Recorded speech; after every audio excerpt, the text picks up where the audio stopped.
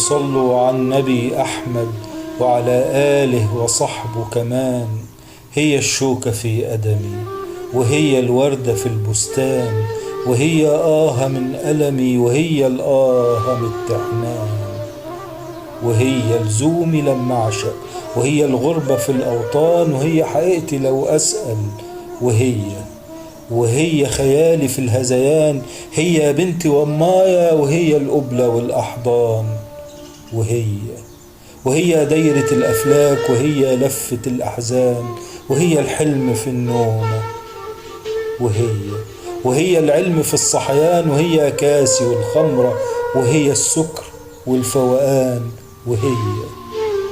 وهي الصورة في مرايتي، وهي الأمس جاي الآن، وهي طريقي لما أمشي، وهي برائي للرحمن.